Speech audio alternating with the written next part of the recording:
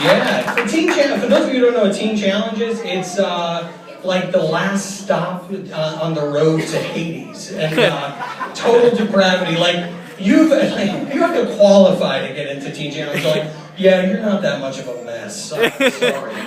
Like I literally called. I learned about the program in jail, and I had 14 felony charges against me. No other program would even consider me.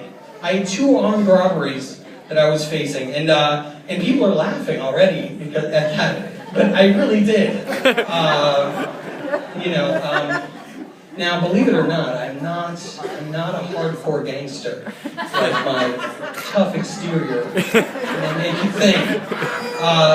No, I robbed pharmacies with a broken pellet gun. Yeah. So I mean, like, even if the gun had been working, it would have been like, ow, hey, cut it out. That stings, I'll have you know. So, tough guy. Not a big surprise. I was facing like 25 years in prison, and I'm not cut out for jail. Nope. You know the way that people look at me in the docks and are like, that's the guy? That's the way they look at me in prison. Except I'm their property.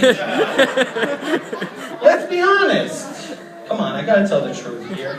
I mean, not that it's a big surprise, but I came into Teen Challenge like I had no idea about Christianity or anything like that. But of course, I lied, like, because I thought, well, you have to be a Christian to get the program. So I'm like, yeah, I know all kinds of stuff about God. And they're like, so tell me, what do you know about the Bible? I'm like, oh, lots. There's Jesus and Moses and Gandalf.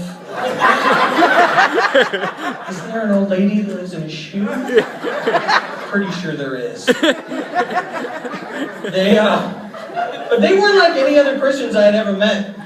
I went in and I was expecting to kind of, get a soft touch, but the program supervisor at the time was a 56-year-old former Hell's Angel. And then he looked at my rap sheet and he's like, oh man, you really screwed things up, huh? Oh, I doubt your family's ever gonna forgive you. Not that it matters, you're going to prison for a long time. Come on. They've gotten a little better since then.